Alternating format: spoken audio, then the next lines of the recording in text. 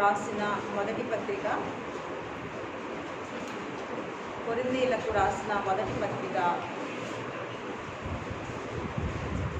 11వ అధ్యాయము 23వ వచనం నుంచి 26వ వచనం వరకు చదువుతున్నాం. కొరింథీయులకు రాసిన మొదటి పత్రిక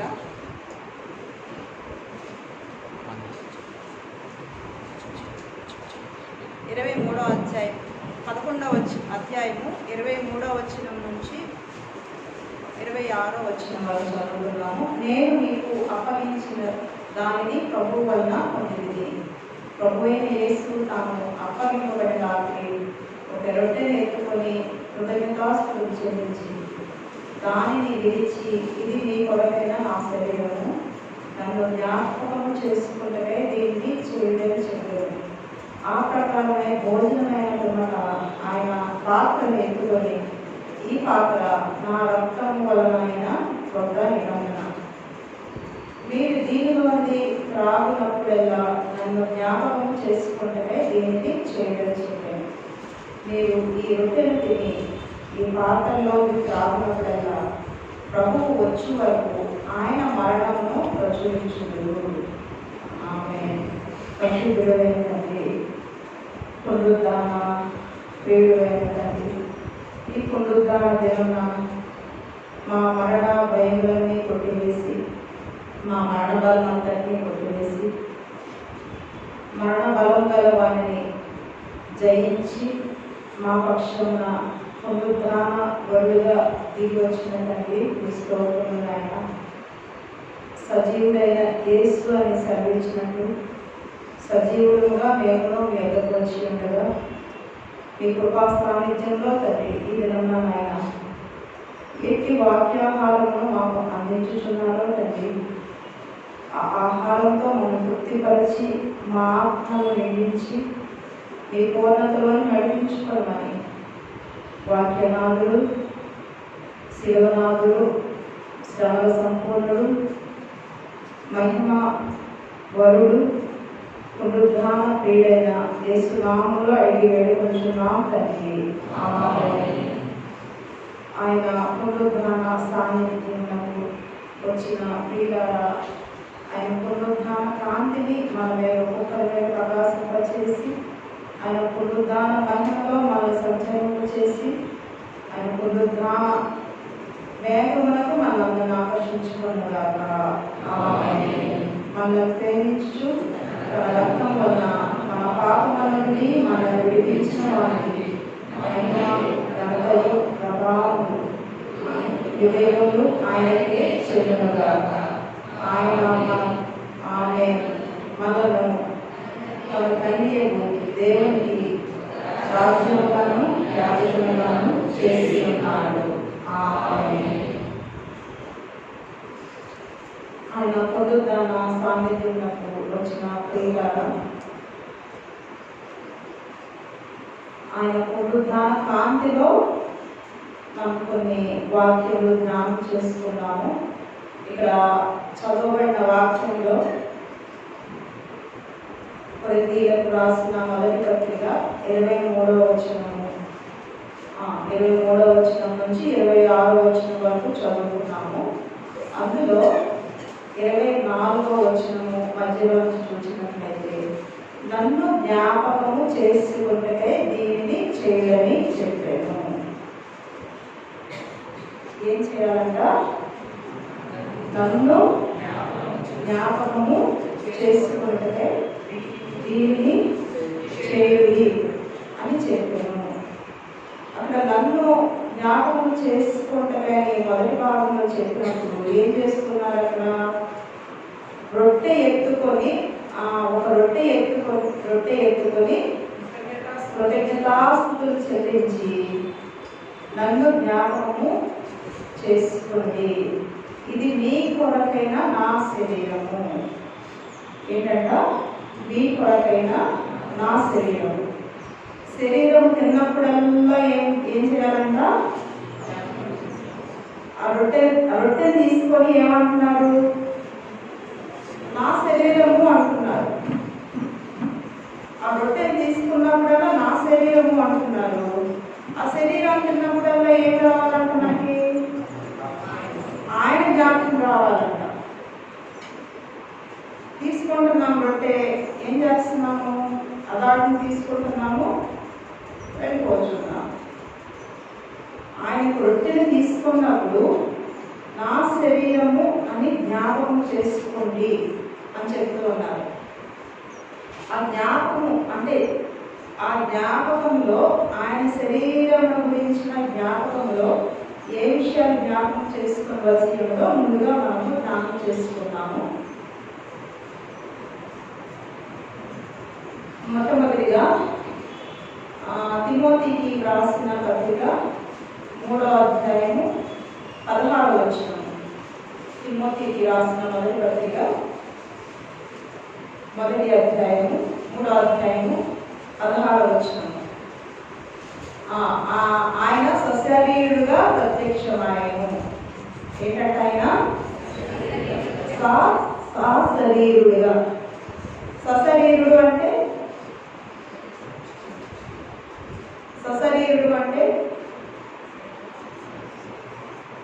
చెప్పండి. సశరీరుడు అంటే హెబ్రీయులకు రాసిన పత్రిక 7వ అధ్యాయము 26వ వచనము. పవిత్రుడును నిర్దోషియు నిష్కల్మషుడును పాపులలో చేరగా ప్రత్యేకంగా ఉన్నవాడును. ఎవరు సశరీరుడు అంటే?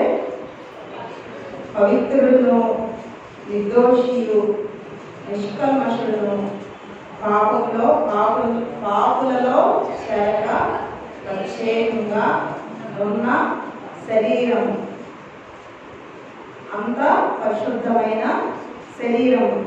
అక్కడే మనం చూసినట్లయితే హెబ్రీయులలో 10వ అధ్యాయము 5వ వచనం నుంచి 8వ వచనం వరకు మనం చూస్తూ ఉన్నాము. ఏంటంటే ఆ బలియు అర్పణయు నీవు కోరుకునలేదు కానీ నాకొక శరీరమును అమర్చితివి. ఆయనకి ఏమి ఇవ్వబడిందంట? శరీరము అమర్చబడింది. అదే శరీరము సశరీరము. అంటే ఏ విధమైన అపవిత్రత లేనిది, దోషము లేనిది, కళంకము లేనిది, అపరిశుద్ధత లేనిది. ఆ రొట్టె తీసుకున్నప్పుడు ఏం గుర్తు రావాలి? ఆయన సశరీరుడైన. ఒక చిన్న ఉదాహరణ చెప్పి మిగిలిన వివరణలోకి వెళ్దాం. చిన్న ట్యాబ్లెట్ వేసుకుంటాం, అది ఎంత శరీరానికి పనిచేస్తుంది? ఇంత పెద్ద శరీరానికి చిన్న ట్యాబ్లెట్ మోకాళ్ళ నొప్పులకి వేసుకుంటే మోకాళ్ళ నొప్పి అక్కడికే పనిచేస్తుంది. తలకేసుకుంటే ఒక ట్యాబ్లెట్ ఏ ప్రాంతానికి వేసుకుంటే ఆ ప్రాంతానికి పనిచేస్తుంది. అది చిన్న ట్యాబ్లెట్ అయినా ఏ జబ్బు అవసరమో ఆ జబ్బు పనిచేస్తుంది.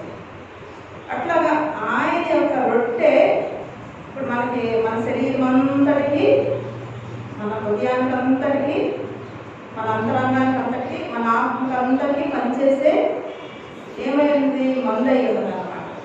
ఇప్పుడు అది తీసుకున్నప్పుడు, ఆ రొట్టె తీసుకున్నప్పుడు ఆయన ఏమని గుర్తు రావాలంటే మనకి?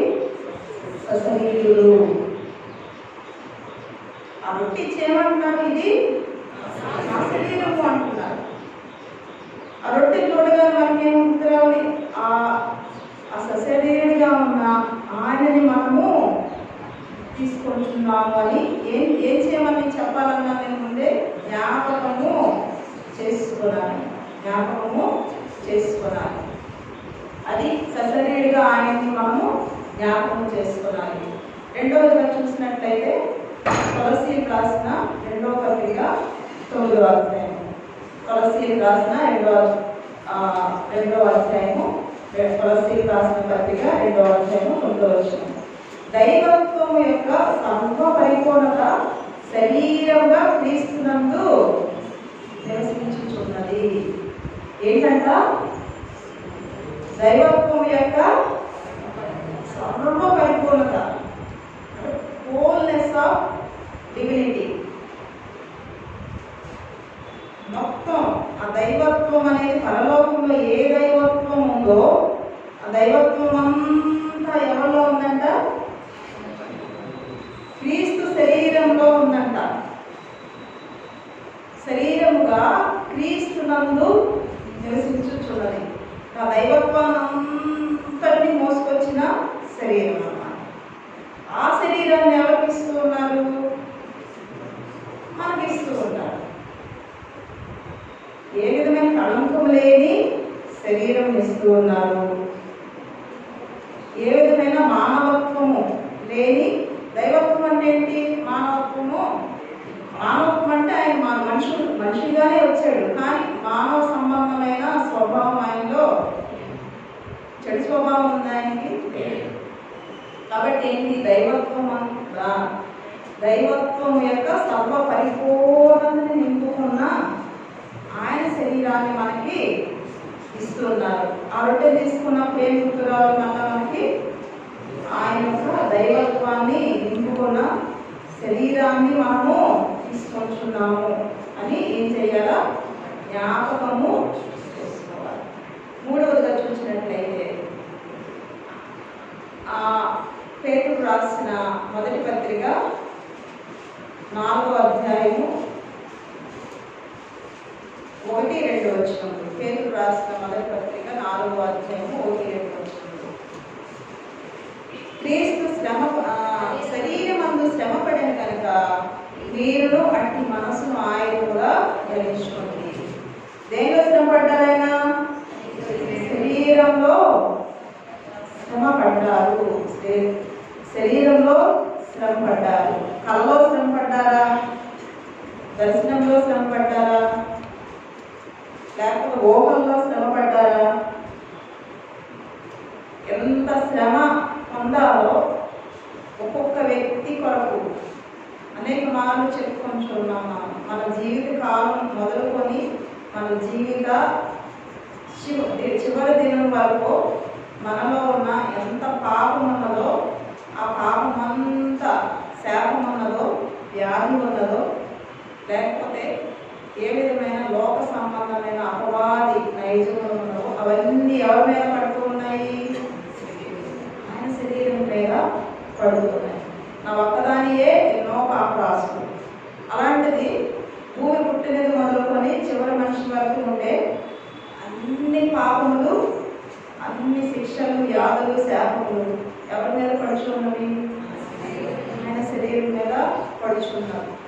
శరీరమందు శ్రమ పడ్డారు అంటే ఏంటి? సిలువలో ఏమి విరిచి అని చెప్తున్నారు. ఆయన ఏమంటారు? రొట్టెని ఏం చేస్తున్నారు?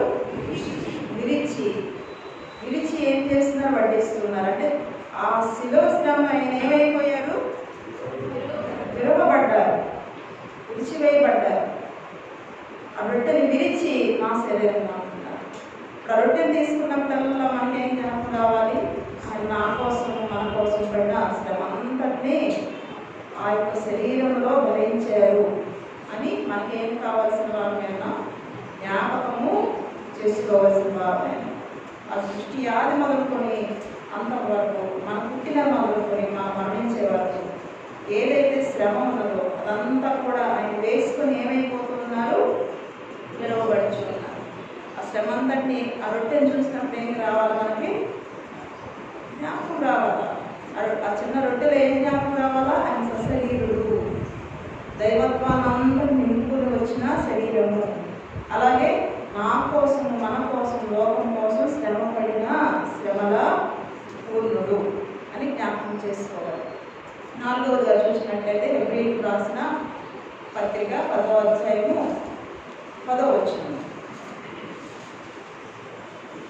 మనము పరిశుద్ధ పరచబడుటకు జ్ఞాపకము చేయుచున్న అర్పింపబడిన ఆయన శరీరము.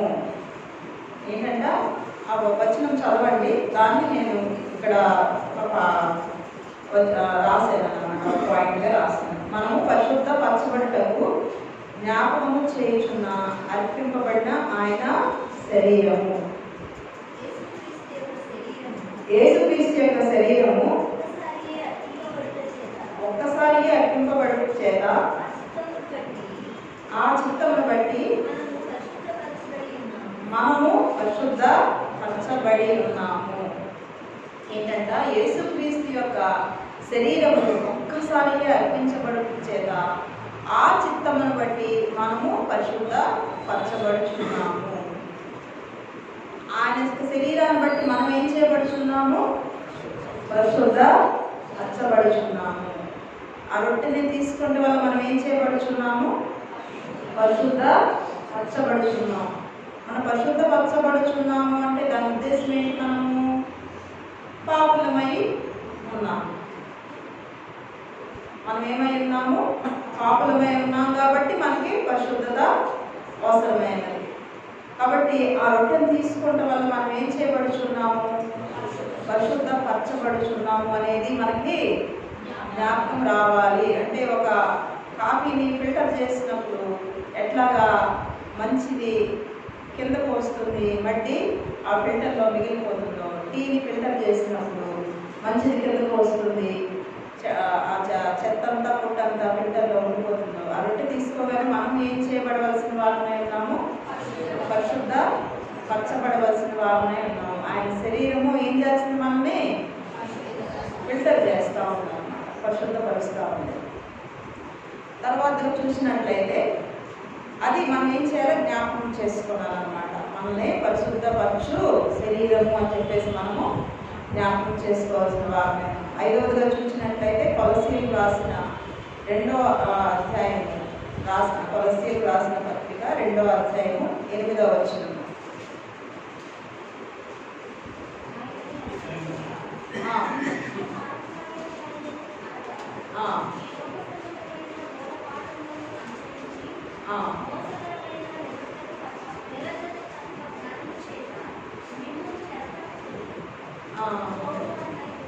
రెండో అధ్యాయము 8వ వచనము ఫిలిప్పీ రాసిన పత్రిక.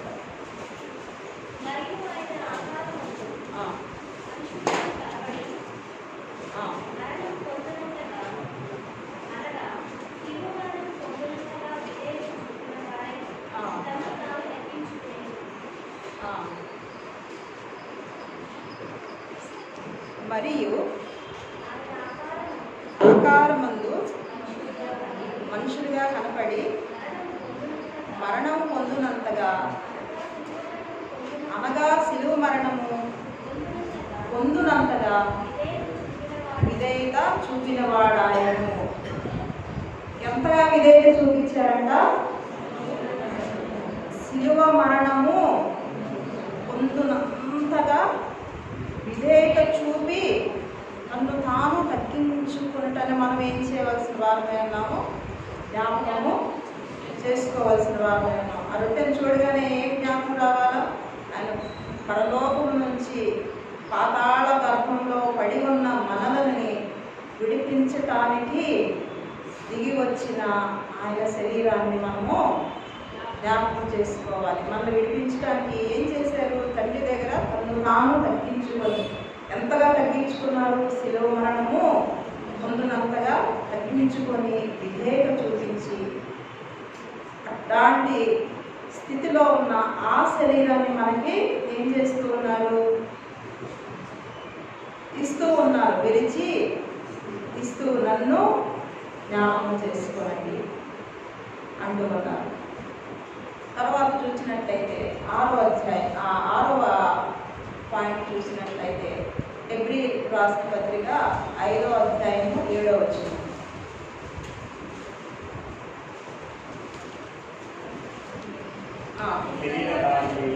శరీరధారి యొక్క దినములలో మహారోదనంతో కన్నీళ్లతోనూ తను మరణం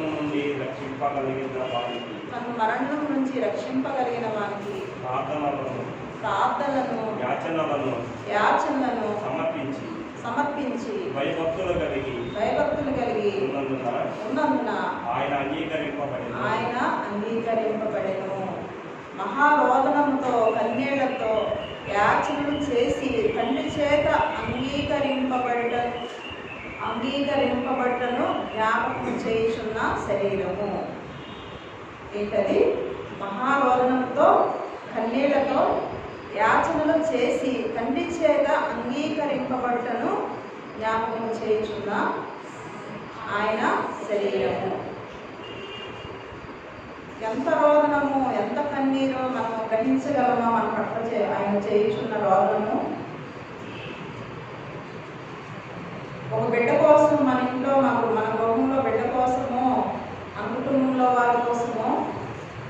ఏదన్నా బాధ కలిగినప్పుడు, వారు బాధ పెట్టినప్పుడు మనం ఏం చేస్తాం? ఎక్కువగా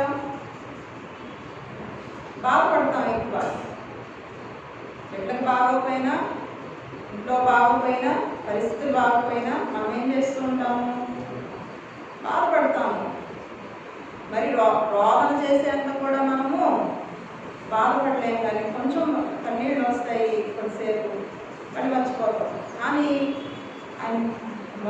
ఈ మనిషి యొక్క సృష్టి ఆది ఎప్పుడైతే పాపంలో పడిపోయి ఉన్నారో, మనిషి పడిపోయి ఉన్నాడు, అప్పటి నుంచి కూడా ఆయన ఏం చేస్తూనే ఉన్నారు? మహారోదనం చేస్తూ ఉన్నారు. కన్నీళ్ళు విడుస్తూ ఏం చేస్తూ ఉన్నారంటే మన పక్షాన ఆయన విజ్ఞాపన చేస్తూ మరణము నుంచి రక్షింపగల వారికి ప్రార్థనలు, యాచనలు సమర్పించి భయభక్తులు కలిగి ఉండి అంగీకరించిన స్థితిలో ఉన్నారు. ఆయన కుమారుడైంది తాను పొందిన శ్రమల వల్ల విధేయత నేర్చుకునేను. ఆయన విధేయత ఆ శరీరం ఏం కనబడుతుంది? మన పక్షాన చేయుచున్న రోదనలు, మన పక్షాన చేయుచున్న విజ్ఞాపనలు, తండ్రి చేత అంగీకరింపబడిన స్థితి, అలాగే ఆయన చూపించిన విధేయత, అవన్నీ ఎందులో కనిపిస్తున్నాయి? ఆయన శరీరంలో ఉన్నాయి. అది ఎక్కడ కనబడాలి మనకి? ఆయన జ్ఞాపకం చేసుకోవలసిన ఆ రొట్టెలో ఉన్నాయి. ఆ రొట్టె ఇచ్చి ఏమంటున్నారు? నన్ను జ్ఞాపకం చేసుకునే. తర్వాతగా చూసినట్లయితే అపోస్తుల కార్యములు 2వ అధ్యాయము 31వ వచనము, లూకా సువార్త 24వ అధ్యాయము 39 నుంచి 41 వరకు చదువుకున్న తర్వాత లూకా సువార్త 24, 39 నుంచి 41 వరకు మళ్ళీ చదవండి. అపోస్తుల కార్యాల్లో ప్రస్తుతం చదవండి 2:31.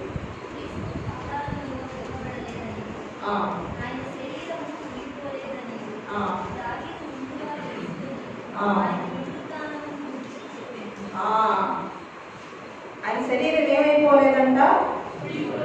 పిండిపోలేదు. ఒక మనిషిని పాత పెడితే ఏమైపోతాడు?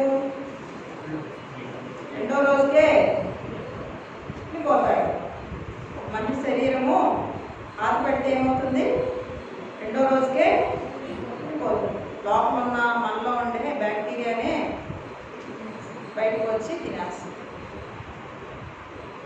కానీ ఎవరి శరీరం పిండిపోలేదంట? ఆయన శరీరము పిండిపోలేదు. అది దావీదు గారే చెప్తూ ఉన్నారంట. ఏనాడో ఉన్నా క్రీస్తు పాతాళంలో విడవబడలేదనియు, ఆయన శరీరము పిండిపోలేదనియు దావీదు ముందుగా తెలుసుకొని ఆయన పునరుద్ధానం గురించి చెప్పాను. మనకి తీసుకున్న ఆ రొట్టె ఏమైనది? పునరుద్ధాన శరీరమై ఉన్నది, కుండిపోని శరీరమై ఉన్నది.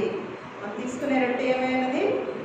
ఆయన యొక్క పునరుద్ధాన శరీరంను మనం తీసుకొచ్చుకున్నాము. ఆయన పునరుద్ధాన శరీరంను మనకు వడ్డిస్తూ ఉన్నారు. అక్కడ లోకాల్లో ఉన్నది అదే, 24వ అధ్యాయంలో ఉన్నది. ఆయన ఏం చేస్తున్నారు? రొట్టె తీసుకొని ఆయన తింటూ ఉన్నారు.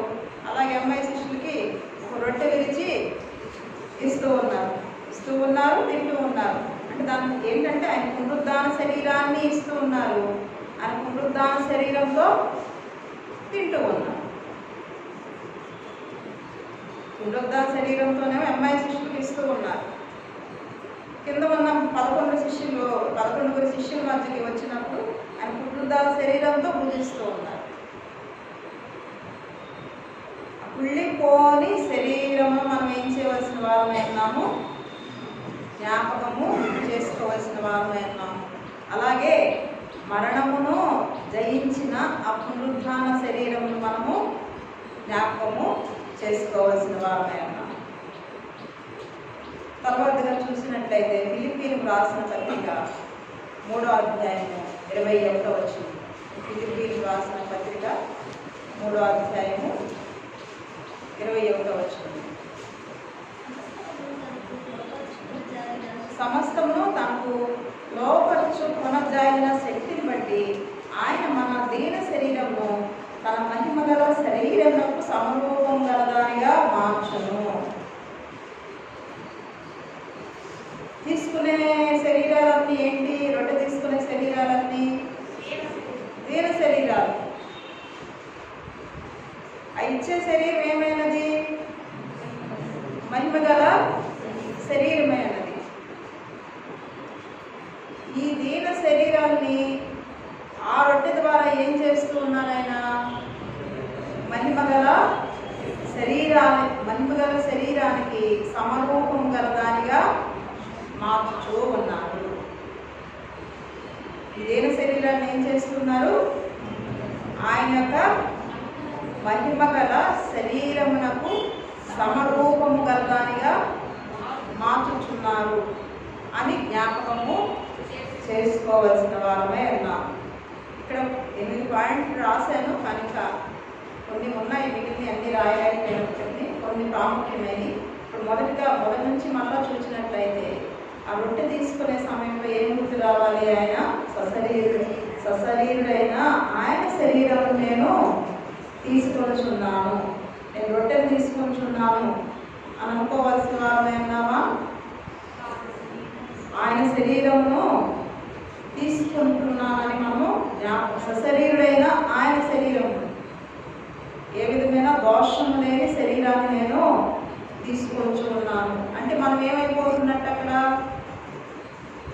మనం కూడా సశరీరులుగా మారిపోతున్నట్టే కదా. రెండవదిగా చూసినట్లయితే దైవత్వం యొక్క సంపూర్ణ ధరించుకున్న శరీరాన్ని మనం తీసుకుంటూ ఉన్నాము. మనం కూడా ఏమైపోతున్నాం అనుకోవాలా? ఆ సర్వ పరిపూర్ణతలోని మనం కూడా మార్చబడుచున్నామని మనము జ్ఞాపకం చేసుకోవాలి. అలాగే ఆయన శరీరమందు శ్రమపడిన స్థితిని మనం జ్ఞాపకం చేసుకొని మనం తీసుకున్నట్లయితే మన పక్షాన ఏమైతే ఆయన శ్రమపడి ఉన్నారో అవన్నీ ఆ రొట్టె ద్వారా ఎవరికి వెళ్ళిపోవచ్చున్నవి? ఆయనకి ట్రాన్స్ఫర్ అయిపోవచ్చు ఉన్నవి. మనలో ఏదైతే శ్రమ ఉన్నదో, ఏదైతే వ్యాధి ఉన్నదో, ఏదైతే అయోగ్యత ఉన్నదో, ఏదైతే అపవిత్రత ఉన్నదో, ఏదైతే ఆయనకి నచ్చని ఉన్నవో, ఈ లోకమునకు సరిపోయినవి, ఆ లోకమునకు సరిపోనివి ఏవైతే మనలో ఉన్నవో అవన్నీ కూడా ఏమైపోతున్నాయి? రొట్టె ద్వారా మార్చివేయబడుచున్నాయని జ్ఞాపకం చేసుకోవాలి. అలాగే ఆయన శ్రమలు పొందుటను బట్టి అవన్నీ కూడా తీసివేయబడుచున్నాయని జ్ఞాపకం చేసుకోవాలి. అలాగే మనం పరుషులను ఆ యొక్క ఫిల్టర్ అని చెప్పాను కదా, రొట్టె మనం ఏం చేసేదైతే పరిశుద్ధ పరిచేదైనదని జ్ఞాపకం చేసుకోవాలి. ఆయన అలాగే శిలువ మరణం పొందినంతగా విధేయత చూపిన ఆ విధేయతను కూడా మనలోనికి వెళ్ళిపోవచ్చున్నది అని మనం జ్ఞాపకం చేసుకోవాలి. ఇప్పుడు ఒక ట్యాబ్లెట్ లోపలికి వెళ్ళినప్పుడు ఏం చేస్తుంది? ఆ పని చేసుకు వెళ్తుందా లేదా? చేసుకు వెళ్తుంది. ఈ ట్యాబ్లెట్ వెళ్ళినప్పుడు ఆయన శరీరం అనే ఆ యొక్క రొట్టె వెళ్ళుచున్నప్పుడు ఏం చేస్తూ ఉన్నది? ఏవైతే ఇవన్నీ మనం ధ్యానం చేసుకున్నామో అవన్నీ వెళ్ళుచు ఉన్నాయని మనం నమ్మి తీసుకోవాలా, లేకపోతే నమ్మకుండా తీసుకోవాలా, లేదంటే ఆలోచన లేకుండా తీసుకొంచున్నామా? అనాలోచితంగా తీసుకొంచున్నామా? అదాటను తీసుకొంచున్నామా? ఆలోచించి తీసుకొంచున్నామా? జ్ఞాపకం చేసి తీసుకొంచున్నామా? ఇవన్నీ మనం ఏం చేయవలసిన వాళ్ళమే ఉన్నాము? ఆలోచన చేసుకోవాల్సిన వాళ్ళమే ఉన్నాము. తెల్లని వస్త్రములు ధరించుకొంచున్నాము, కానీ మన హృదయం ఏమైపోవచ్చున్నది? నల్లగా ఉంటుంది. తెల్లగా ఉంటుందా? ఆయన బల్ల ఎదుగు వచ్చినప్పుడు కూడా అనేక మార్లు ఆయన తగిన స్థితిలో మనము పరిశుద్ధతలో మనము నిలవలేకపోవచ్చున్నాము. అలాగే మన పక్షాన రోదంతో కన్నీళ్లతో మన కోసం విజ్ఞాపన చేసిన శరీరాన్ని మనము తీసుకోవచ్చు ఉన్నాము. నిత్యము ఏం చేస్తూ ఉన్నారు? ఆయన మన పక్షాన రోదనము కనియడి చేయించున్నారు. అలాగే ఆయన పునరుద్ధానాన్ని జ్ఞాపకం చేసే శరీరాన్ని, కుళ్ళు పట్టని శరీరాన్ని మనకి అందిస్తూ ఉన్నారు. పునరుద్ధానాన్ని జ్ఞాపకం చేసే శరీరాన్ని మనకి ఇస్తూ ఉన్నారు. ఏ విధమైన మనలో ఇక సజీవమైన స్థితిని జ్ఞాపకం చేసే శరీరం, మనలో మరణకరమైన స్థితిలో ఏమున్నా అవన్నింటినీ కొట్టివేసే శరీరం. ముందు సభలకు వెళ్ళినప్పుడు అందరూ ఇక్కడ వాక్యం చెప్పుకున్నాం. మనం సజీవంగా మనం ఏం చేయవలసిన వారమే అన్నాము, ఆరోపణము కావలసిన వారమే ఉన్నాము. సజీవ సంగారాపణ గురించి చెప్పుకున్నాం. అలాగే ఆయన రొట్టె ఏం చేసేది? అయినది మనల్ని పునరుద్ధానమునకు, అంటే మరణ బలములన్నీ కొట్టివేసి పునరుద్ధానమును కలిగించే శరీరము మనము తీసుకొని ఉన్నాం అన్నమాట. అలాగే మన దేని శరీరాన్ని మహిమ శరీరంగా మార్చే ఆయన శరీరాన్ని తీసుకొని ఉన్నాం. ఇవన్నీ ఆ రొట్టెలో మనకి, ఆ రొట్టె ఇచ్చినప్పుడు ఏం కావాలా? ఇవన్నీ మనకి మనసులోకి మెదలాలి. ఇన్ని విషయాల్ని అందులో ఆయన ఇమిడ్చి ఏమి ఇస్తూ ఉన్నారు? మనకి ఆ రొట్టెని మనకి ఇస్తూ ఉన్నారు, ఆ శరీరాన్ని మనకి ఇస్తూ ఉన్నారు. రెండో భాగంలో చూద్దాం. మళ్ళా ఇది మొదటి భాగం మాత్రమే. రెండో భాగంలో చూసినట్లయితే మన కొరింథీయులకు రాసిన మొదటి పత్రికలోకి వద్దాం.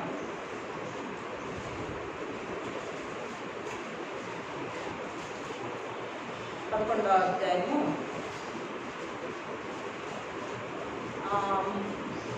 25వ వచనము. ఆ ప్రకారమే భోజనమైన పిమ్మట ఆయన పాత్రను ఎత్తుకొని, ఈ పాత్ర నా రక్తం వలనైన కొత్త నిబంధన, మీరు దీనిలో త్రాగినప్పుడల్లా నన్ను జ్ఞాపకం చేసుకుంటే దీన్ని చేయడం చెప్పాను. తిన్నప్పుడల్లా ఏం చేయాలంట? ఆయన జ్ఞాపకం చేసుకోవాలంట. త్రాగినప్పుడల్లా ఆయన్ని నన్ను జ్ఞాపకం చేసుకుంటే దీనిని చేయండి. ముందు కూడా ఏమన్నారు? తిన్నప్పుడల్లా నన్ను జ్ఞాపకం చేసుకుంటే దీన్ని చేయండి అని అంటున్నారు. త్రాగినప్పుడల్లా ఏం చేయాలంట? నన్ను జ్ఞాపకం చేసుకుంటే దీనిని చేయుడి. ఆ జ్ఞాపకం చేసుకోవలసిన ఆయన ఏమిచ్చారంట అక్కడ? రెండవసారి, ఈ పాత్ర నా రక్తం వలన కొత్త నిబంధన, మీరు దీనిలోనిది తాగినప్పుడల్లా, అంటే కొత్త నిబంధన రక్తమును మనకి ఇచ్చుచున్నారు అన్నమాట. ఏమి ఇస్తూ ఉన్నారు? కొత్త నిబంధన రక్తమును మనకి ఇస్తూ ఉన్నారు. ఈ రక్తం మనం ఏం చేయగలుగుతున్నదంటే, యోహాను రాసిన మొదటి పత్రిక 1వ అధ్యాయము 7వ వచనం, ప్రతి పాపము నుంచి విడిపించి మనలను పవిత్రులుగా చేయుటను జ్ఞాపకం చేయు రక్తము. ఈ రక్తం ఏం చేస్తుందంట? ప్రతి పాపము నుంచి విడిపించే రక్తమై ఉన్నదంట. ఈ రక్తం త్రాగినప్పుడల్లా ఏం జ్ఞాపకం రావాలంట? ఆయన రక్తం ఏం చేయనిది? మన యొక్క ప్రతి పాపము నుంచి విడిపించు రక్తమై ఉన్నది. మనకేం జ్ఞాపకం వస్తుంది? ఈరోజు తీగా ఉంది ఏంటిది, ఈరోజు పుల్లగా ఉంది ఏంటి, ఈరోజు చప్పగా ఉంది ఏంటి అని జ్ఞాపకం వస్తుంది. రసము త్రాగిన ఆయన రక్తం జ్ఞాపకం వస్తుందా? ఇది తీగా ఉందా, పుల్లగా ఉన్న జ్ఞాపకం వస్తుందా? అందుకనే మనం ఏమి జ్ఞాపకం చేసుకోవాల్సిన వారమైనా మన ప్రతి తాగుచున్నప్పుడు దేని మీద మనసు ఉండాలా? రసము మీద మనసు ఉండాలా? రక్తం మీద మనసు ఉండాలా? తినప్పుడు దేని మీద మనసు ఉండాలా?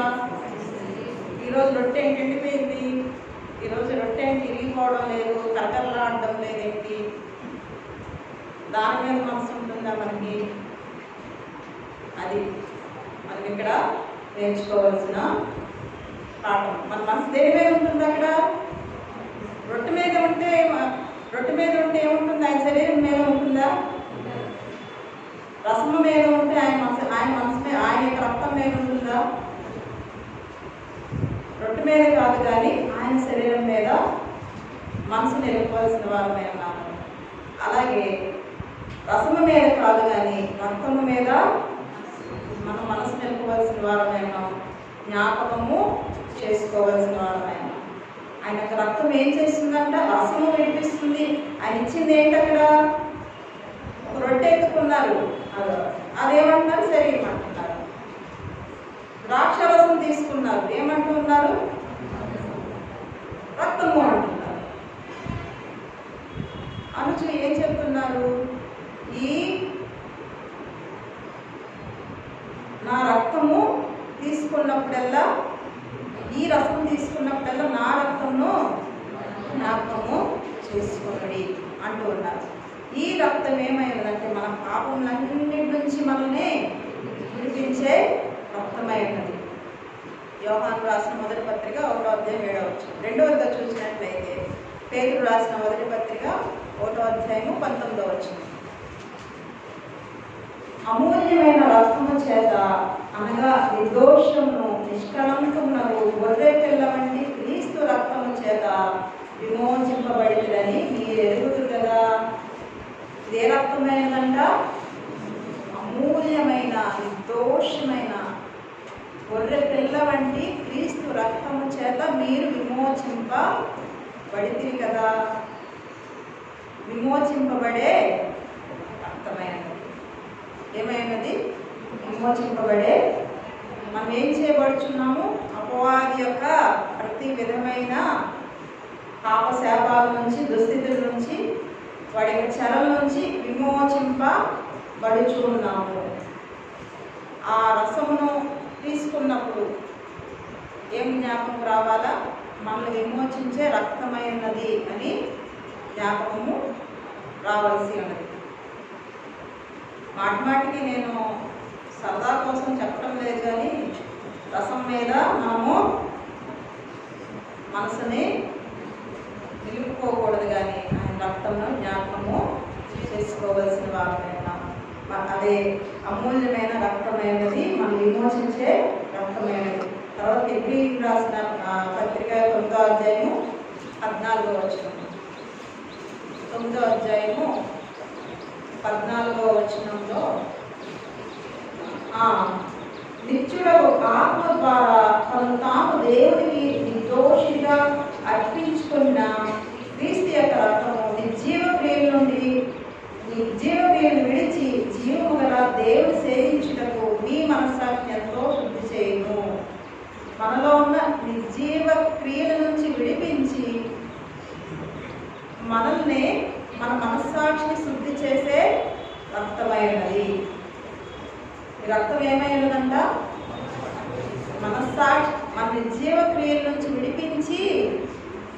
ఎక్కడన్నా అసలు ఒక మనస్సాక్షిని ఎవరన్నా కడగలరా? చెప్పండి.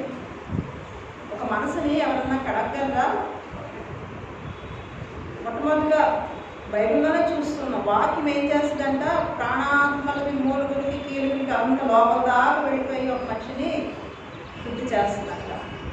ఆయన రక్తం కూడా ఏం చేస్తుందంట? నిర్జీవ క్రియలు విడిచిపెట్టి మన యొక్క నిర్జీవ క్రియలన్నింటినీ విడిచిపెట్టకు మన మనస్సాక్షిని కూడా శుద్ధి చేసేంత అమూల్యమైన రక్తం అంట. లోపల దాకా అంటే ఎముకల్లోకి, కీలుల్లోకి కూడా వెళ్ళదనమాట. మన హృదయాల్లోకి, మన మనసుల్లోకి. ఆయన రొట్టె విరిచగానే ఏమైపోయింది? వాళ్ళ కన్నులు తెరవబడ్డాయి. రొట్టె విరిచగానే మన మనసు తెరవబడింది. అలాగే ఈ రక్తం ఏం చేసేదైనదంట? మన నిర్జీవ క్రియలని తీసివేసే రక్తమైనదంట. మన మనస్సాక్షిని శుద్ధి చేసే రక్తమైనదంట. తర్వాత చూసినట్లయితే అక్కడే హెబ్రీయులకు రాసిన పత్రికలో 9వ అధ్యాయము 22వ వచనం మరియు 22వ వచనం మరియు ధర్మశాస్త్ర ప్రకారము సమస్త వస్తువులను రక్తము చేత శుద్ధి చేయబడినయు రక్తము చిందింపబడకుండా పాప క్షమాపణ కలదని సామాన్యంగా చెప్పవచ్చును. మన పాప క్షమాపణ కలుగచేసే రక్తమై ఉన్నదని మనము జ్ఞాపకం చేసుకోవాల్సిన వారమై ఉన్నాం. ఈ రక్తం ఏం చేస్తుందంట? మనకి పాప క్షమాపణ కలుగు చేసే రక్తమైనదని మనం ఏం చేయవలసిన వారమై ఉన్నాము? జ్ఞాపకము చేసుకోవలసిన వారమై ఉన్నాము. ఆ రక్తం ద్వారానే మనకి పాప క్షమాపణ. రక్తం చిందింపబడకుండా పాప క్షమాపణ లేదు అని పాత నిబంధనలో ఉన్నది. ఆ రక్తం చిందించింది ఎవరు అంటే యేసు ప్రభు వారే చిందించారు. అమూల్యమైన రక్తాన్ని యేసు ప్రభు వారే. ఇంకా చూసాం కదా, గొర్రెపిల్ల నిర్దోషమైన గొర్రెపిల్ల బట్టి ఆయన రక్తం చేత మనము విమోచింపబడి ఉన్నాము. అలాగే అదే రక్తం చేత మనకి పాప క్షమాపణ కలుగుతూ ఉన్నదని మనం గ్రహించాల్సిన వారు. ఆ రక్తం ద్వారా మనకి ఏమొస్తూ ఉన్నది? పాప క్షమాపణ కలుగుతూ ఉన్నది. ఆ నెలంతా ఎన్నో పాపాలు చేసి వస్తాము, ఎన్నో నిర్జీవ క్రియలతో నిండి వస్తాము. ఆ రక్తం ఏం చేస్తుంది? మనల్ని విమోచిస్తూ ఉంది, క్షమాపణ కలుగజేస్తూ ఉంది, మళ్ళీ పవిత్రుల్ని చేస్తూ ఉంది అన్నమాట. అలాగే తర్వాత చూసినట్టయితే రోమా రాసిన పత్రిక 5వ అధ్యాయము 9వ వచనం. 5వ అధ్యాయము 9వ వచనము. కాబట్టి ఆయన రక్తం వలన ఇప్పుడు నీతిమంతులంగా తీర్చబడి మరింత నిశ్చయంగా ఆయన ద్వారా ఉగ్రత నుండి రక్షింపబడును. తండ్రి యొక్క ఉగ్రత నుంచి రక్షించి నీతిమంతులుగా తీర్చే రక్తమై ఉన్నది అని మనము జ్ఞాపకము చేసుకోవాల్సిన వారమైనా. ఇప్పుడు మన పాపముల నిమిత్తము, మన శాపముల నిమిత్తము ఉగ్రత ఎవరి మీద కుమ్మరింపబడి ఉన్నది? కుమారుని మీద కుమ్మరించబడి ఉన్నది. ఒకవేళ ఆ ఉగ్రతని కుమారుని స్వీకరించినట్లయితే ఆ ఉగ్రత ఎవరి మీదకి వచ్చేది? మన మీదకి వచ్చేది. ఆ ఉగ్రత నుంచి మనల్ని ఏం చేస్తున్నదంటే రక్షించి మనల్ని నీతిమంతులుగా తీర్చే రక్తమైనది. ఇప్పుడు ఆయన రక్తం ద్వారా మనం ఏమైపోతున్నాము? నీతి లేని మనకి ఏం చేస్తున్నారు? నీతిమంతుల్ని చేస్తూ ఉన్నారు. ఏ నీతి మనలో లేదు. We're not at all writers. ఏ విధమైన నీతి లేదు. ఈ నీతి లేని మనల్ని ఏం చేస్తున్నారంటే ఆయన రక్తం ఇచ్చి, వెలకట్టలేని అమూల్యమైన రక్తం ఇచ్చి మనల్ని ఏం చేస్తున్నారు? నీతిమంతులుగా తీర్చుతూ ఉన్నారు. తర్వాత చూసినట్లయితే ప్రకటన గ్రంథము 5వ అధ్యాయము 10వ వచనం. 5వ అధ్యాయము 10వ వచనము. ఆ పెద్దలు, నీవు ఆ గ్రంథమును తీసుకొని దాని ముద్రలను విప్పుటకు యోగ్యుడవు, నీవు వధింపబడిన వాడవే, నీ రక్తం ఇచ్చి ప్రతి వంశంలోను, ఆయా భాషలు మాట్లాడేవారిలోను, ప్రతి ప్రజలను, ప్రతి జనంలోను దేవుని కొరకు మనుషులనుకొని మా దేవునికి వారిని ఒక రాజ్యంగాను యాజకులంగాను చేసింది. ఏం చేస్తారంటే ఆయన రక్తం ఇచ్చి, రక్తంతో కొనుక్కొని. ఎక్కడి నుంచి కొనుక్కున్నారు? రక్తం ఇచ్చి ప్రతి వంశంలోను, ప్రతి ప్రజలోను దేవుని కొరకు మనుషులను కొని. కొండమంటే ఎక్కడున్నాం మనం? ఎక్కడి నుంచి కొన్నారు ఆయన మనల్ని? కొని అని ఉంది. ఏ షాప్కి వెళ్ళి కొన్నారు ఆయన మనల్ని? సాతాను గారి షాప్కి వెళ్ళి కొన్నారు మనల్ని ఆయన. ఎక్కడున్నాం మనం అందరం? వాడి చెరలో ఉన్నాం మనం. వాడి షాప్లో కూర్చున్నాం. పాపం చేసి పాపం వల్ల వచ్చే జీతము మరణము. ఆ మరణంలో పరపాసంలోనికి, ఆ పాతాళంలోనికి ఏమై ఉన్నా చిక్కుబడి ఉన్నాం మనం. ఆయన రక్తం ఇచ్చి అక్కడి నుంచి కొనుక్కొని విడిపించారు. మీ రక్తం ఇచ్చి కొనుక్కున్నావు నాయన అని. రక్తం ఇచ్చి కొనుక్కున్నాం. ఎక్కడి నుంచి కొనుక్కున్నారు మనల్ని? వాడి వశంలో ఉన్న, వాడి షాప్లో కూర్చున్న మనల్ని ఆయన రక్తాన్ని వెలగా ప్రైస్గా ఇచ్చి విమోచన క్రయధనం, అంటే విమోచించే క్రయధనంగా, ర్యాన్సమ్ అమౌంట్గా ఆయన రక్తాన్నే వెలగా ఇచ్చి, ఇదిగో ఆ రక్తాన్నే వెలగా ఇస్తున్న నా బిడ్డలందరినీ ప్రతి వంశంలోనూ, ప్రతి జనంలోనూ, ఆయా భాషలు మాట్లాడేవారు వీళ్ళని కొనుక్కొని ఆయన ఏం చేస్తున్నారు? రాజ్యంగా, యాజకులుగా చేస్తూ ఉన్నారన్నమాట. అట్లాంటి రక్తాన్ని మనం ఏం చేస్తూ ఉన్నాము? తాగుచూ ఉన్నామని జ్ఞాపకము చేసుకోవాలి. అంటే ఇవన్నీ ఒక్కొక్క పాయింట్ ఒక్కొక్క వివరముగా చెప్పుకోవాల్సిన అంశాలు ఇవన్నీ. కానీ ఓవరాల్గా నేను చెప్తూ ఉన్నాను. కాకపోతే ఇంటికి వెళ్ళినప్పుడు ఇంకా చక్కగా ధ్యానం చేసుకోవచ్చు. చివరిగా చూసినట్లయితే యోహాను సువార్త 6వ అధ్యాయం 54వ వచనం. యోహాను సువార్త 6వ అధ్యాయం 54వ వచనం చూసినట్లయితే, నా శరీరం తిని నా రక్తము త్రాగువాడే నిత్య జీవము గలవాడు, అంత్యదినమున నేను వాని లేపుదును. నా శరీరము నిజమైన ఆహారమును, నా రక్తము నిజమైన పానమునైనది. నా శరీరం తిని నా రక్తము త్రాగువాడు నాయందును నేను వాని యందును నిలిచి ఉందము. ఇదేంటి కాయక ఇటర్నల్ లైఫ్ అన్నమాట. నిత్య జీవం ఇచ్చే అర్థమైనది. నిత్య జీవం అంటే ఏంటి? దాని అర్థం మనలో ఆయన ఉండడం నిత్య జీవం అంటే. ఒక విధంగా చెప్పాలంటే ప్రక్కన కూర్చోవడం కూడా కాదు ఇక్కడ వాక్యం ప్రకారం. ఏమనుంది ఇక్కడ వాక్యంలో? ఆయనలో కూర్చోవడం, మనం ఆయనలో, నీవు నాలో నేను నీలో మిళితమై నివసించుమన్నా. యేసునామా ఎంతో మధురం. అంటే నిత్య జీవం అంటే ఎక్కడ దాకా, ఎంత ఎక్స్టెంట్ దాకా ఆయన మనల్ని తీసుకెళ్తున్నాడు. అఖిల్లో కూడా ఆయన ప్రక్కన మాత్రమే కాదు, జయించిన వాళ్ళని నాతో కూడా కూర్చొని ఇస్తాను అంటున్నారు. కానీ ఆయన రక్తము తీసుకొని ఆయన శరీరాన్ని భుజించే వాళ్ళని ఇంకెక్కడ దాకా తీసుకొని వెళ్ళగలరు? ఆయనలోనికి కూడా తీసుకొని వెళ్ళగలరు. ఆయన మనలోనికి కూడా వచ్చి వేయగలరు. అంత శక్తివంతమైన రక్తాన్ని ఆయన మనకి ఇస్తున్నారని మనము జ్ఞాపకము చేసుకోవాల్సిన వారమే ఉన్నాము. ఇవన్నిటిని మనం క్రోడీకరించినట్లయితే ఆయన యొక్క రొట్టె తీసుకునే సమయంలో ఏం తీసుకుంటూ ఉన్నాం మనము? ఆయన శరీరం. ఏవైతే మనము పాయింట్స్ చెప్పుకున్నామో, ఆయన పరిపూర్ణమైన దైవత్వాన్ని కలిగిన ఆయన శరీరాన్ని, నిర్దోషి అయిన సశరీరుడైన ఆయన శరీరాన్ని తీసుకుంటూ ఉన్నాము. మన పక్షాన విజ్ఞాపన చేయించున్న శరీరాన్ని తీసుకుంటున్నాము. శ్రమల ద్వారా చీల్చబడిన శరీరాన్ని తీసుకుంటున్నాము. అలాగే మన కోసం సిలువ మరణం పొందినంతగా విధేయత చూపించిన శరీరాన్ని మనం తీసుకుంటున్నాము. ఒక్కొక్క పాయింట్ దగ్గర మన లక్షణాన్ని మనం చూసుకుంటూ ఉండాలి. ఏవైతే చెప్పానో సమయం లేదు కాబట్టి అది నేను చెప్పలేకపోతున్నాను. ఒక్కొక్క పాయింట్ దగ్గర ఆ పాయింట్ చెప్పినప్పుడు మనం తీసుకుంటున్న ఆ రొట్టెలో అది మనం ఆయన యొక్క లక్షణాన్ని మనం తీసుకోగలుగుతున్నామా లేదా? ఆయన విధేయత చూపించిన శరీరాన్ని ఇస్తున్నారు. మనకి అక్కడ విధేయత వస్తుందా లేదా? ఎందుకు రావడం లేదు మనకి? ఎందుకు రావడం లేదు అంటే ఇక్కడే మనం చదువుకున్న పాఠంలోనే ఉన్నది. 27వ వచనంలో, 1 కొరింథీయులకు రాసిన పత్రిక, మొదటి పత్రికలో ఏం చూస్తూ ఉన్నాము?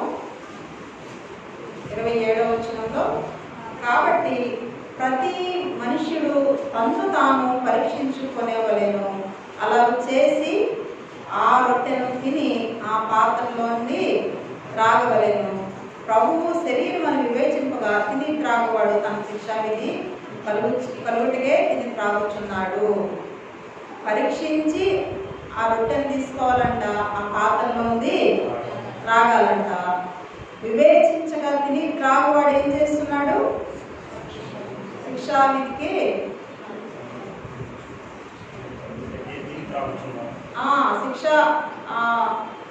వివేచించగా తిని త్రాగువాడు తన శిక్షావిధి కలుగుటకే తిని త్రాగుచున్నాడు. ఇప్పుడు మనం ప్రతి నెల తీసుకొంచున్నాము, శరీరాన్ని తీసుకొంచున్నాము, రక్తాన్ని త్రాగుచున్నాము. అక్కడ ఏ విధంగా మనము తీసుకొంచున్నాము? రొట్టె అని తింటున్నాము, రసం అని త్రాగుచున్నాము. కాబట్టి మనలో ఏమి కార్యసాధకం అవడం లేదు. ఏవైతే చెప్పబడి ఉన్నావో అవన్నీ మనలో కార్యసాధకం అవడం లేదు. అరే నేను సంస్కారం తీసుకొంచున్నాను కదా, అయినా ఎందుకు నాకు బాగవట్లేదు? అరే నేను సంస్కారం తీసుకొంచున్నాను కదా, ఎందుకు నా పాపాలు మానలేకపోతున్నాను, నా వ్యసనాలు మానలేకపోతున్నాను అంటే మనం అక్కడ ఏం చూస్తున్నాం? అందులో రొట్టెను చూస్తున్నాము, రసాన్ని చూస్తున్నాం. అందులో ఏం చూడడం లేదు? ఆయన శరీరము, ఆయన రక్తము మనము గ్రహించలేకపోతున్నాము. గ్రహించవాలంటే ఏం చేయాలి? అందుకొనము ప్రభు ఇచ్చు శరీర రక్తములు, విశ్వాస హస్తంలో అందుకొనము ప్రభు ఇచ్చు శరీర రక్తములు. విశ్వాస హస్తంతో మనము ఏమందుకోవాలంట? విశ్వాస హస్తంతో ఏమందుకోవాలి? ప్రభు ఇచ్చే శరీరక్తలు రొట్టె ద్రాక్షరసమా? పుల్లగా ఉందో, తీగా ఉందో, బ్రెడ్ ముక్క ఎగిపోతుందో లేదో, చప్పగా ఉందో లేదో, ఇవి తీసుకుంటున్నామా? లేకపోతే ఆయన శరీరాన్ని తీసుకుంటున్నామా, ఆయన రక్తాన్ని తీసుకుంటున్నామా? అది పరీక్షించాలి. మనం ఏం చేస్తున్నామంటే వివేచించగా తిని రావచ్చు ఉన్నాం కాబట్టి శిక్షా విధికి కలుగు చేసుకుంటూ ఉన్నాం. ఏ విధమైన మార్పు లేదు, తిన్న తర్వాత కూడా మార్పు లేదు. ఎందుకంటే మనకి ఏం గ్రహించుకోలేకపోతున్నాము? ఆ విశ్వాస హస్తాన్ని మనం చాచలేకపోతున్నాము. ఆ విశ్వాస హస్తం కనిపిస్తుందా? ఈ చేయి కనపడుతుంది తీసుకునేది, పార్టీ గారి హస్తం కనపడుతుంది. ఆ హస్తంలో మనకి ఏం కనపడడం లేదు? ప్రభు హస్తం కనపడడం లేదు. ఆ హస్తంలో ఉన్న ప్రభు యొక్క శరీరం మనకి కనపడడం లేదు. ఆ హస్తంలో ఉన్న ప్రభు యొక్క రక్తం మనకి కనపడడం లేదు. కానీ అయ్యగారు ఇచ్చే చేయి మీద, అయ్యగారు ఇచ్చే రొట్టె మీద, అయ్యగారు ఇచ్చే రసం మీదే మనకి అమ్మ మీద ఎక్కడ పడిపోతుంది అని చూస్తూ ఉంటాం. కానీ మన దృష్టి దేని మీద నిలబడలేకపోతున్నాము? ఆ విశ్వాస హస్తాన్ని చాపలేకపోతున్నాము. ఆ అదృశ్య హస్తాన్ని మనము చూడలేకపోతున్నాం. బలమైన ఆ అదృశ్య హస్తాన్ని మనము చూడలేకపోతున్నాం. కాబట్టి మనం ఏ విధమైన మార్పు లేకుండా ఉన్నాం. కొంతమంది విశ్వాసంతో సాక్ష్యం చెప్పిన వారు ఉన్నారు. ఏంటంటే నేను ఈ శరీర రక్తాలు తినగానే నాకు ఇది జరగాలి అనే విశ్వాసంతో వచ్చిన వారికి ఏమైపోతుంది? అవి జరుగుతూ ఉన్నాయి. అది విశ్వాస హస్తం అన్నమాట. విశ్వాసంతో తీసుకున్నప్పుడు మనకేమవుతుంది? ఏవైతే మనం ఇన్ని చెప్పుకున్నామో ఆయన సర్వ పరిపూర్ణతలోకి వెళ్ళేది, ఆయన దైవత్వం యొక్క సర్వ పరిపూర్ణత ఆయన శరీరంలో. ఆ శరీరాన్ని మనం ఏం చేస్తున్నాము? రొట్టెగా తీసుకుంటున్నప్పటికీ మనలో ఏ విధమైన చలనము లేదు, మార్పు లేదు. పరిపూర్ణత కాదు, సంపూర్ణత కాదు, ఏ పూర్ణత మనకి లేదు. కాబట్టి ఇవన్నీ ఏవైతే మనం లక్షణాలు ధ్యానం చేసుకుంటున్నామో, ఇంకా చెప్పాలి అంటే ఆయన రక్తాన్ని ఏం చేసేవారుగా ఉన్నారంట? కొంతమంది పాదంతో త్రొక్కి వేసేవారుగా కూడా తిరస్కరించి ఆయన నిబంధన రక్తము అపవిత్రమైనది ఎంచి కృపకు మూలముగా ఆత్మను తిరస్కరించిన వాడు ఎంత ఎక్కువైన దండన పాత్రగా ఎంచబడడం మీకు తోచును. ఎక్కడంటే 10వ అధ్యాయము 29 హెబ్రీయులకు రాసిన పత్రిక 10వ అధ్యాయం 29 రాసుకొని మళ్ళా చదువుకోండి. అలాగే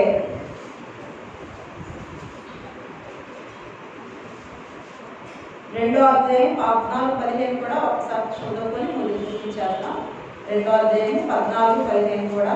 కాబట్టి ఆ పిల్లలు రక్త మాంసములు గలవారైనందున ఆ ప్రకారమే మరణము యొక్క బలము గలవారిని, అనగా అపవాదిని మరణము ద్వారా నశింపచేయుటకు జీవిత కాలమంతయు మరణ భయం చేత దాస్యములకు లోబడిన వారిని విడిపించుటకు ఆయన కూడా రక్త మాంసంలో వారివాడైనను.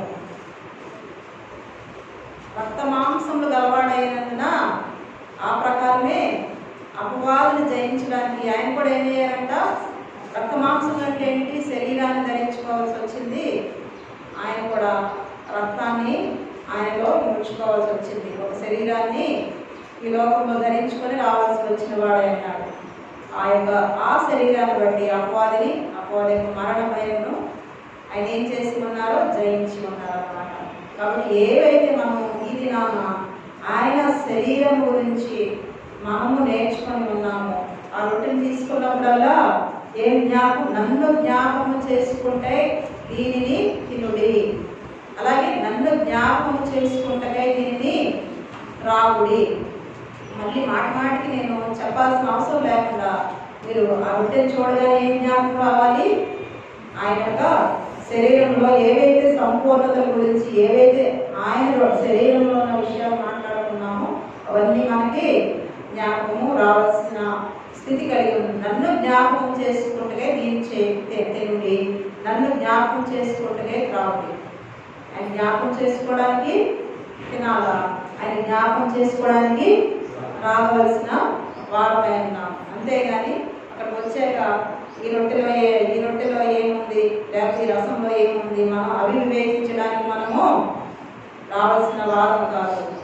అక్కడ శిక్షా విధికి పాత్రలు అవుతాం అన్నమాట. అవన్నీ వివేచించుకుంటాం వాళ్ళు వచ్చినప్పుడు. అలాగే మన శరీరంలోనే వివేచించి వచ్చినప్పుడు కూడా శిక్షా విధికి పాత్రలు అవుతారు. అవన్నీ విడిచి విశ్వాస హస్తంతో మనం చేయించాచి ఆ అదృశ్య దేవుడైన అదృశ్య హస్తాన్ని మనము అందుకొని ఆయన చేతుల్లో ఉన్న ఆ యొక్క నిర్దోషి నిష్కలంకుడు పాపుల్లో చేత ప్రత్యేకంగా గొర్రెపిల్ల వంటి ఆయన అమూల్య రక్తాన్ని మనం ఏం చేయాలి? ఆయన ఆ శరీరాన్ని ఇస్తున్నాడని మనం తెలుసుకొని ఆయనకు రక్తాన్ని ఇస్తున్నాడని గ్రహించి మనము తీసుకునే దాని యొక్క ఫలమును మనము పొందగలుగుతాము. దాని యొక్క ఫలితాన్ని మనము అనుభవించగలుగుతాము.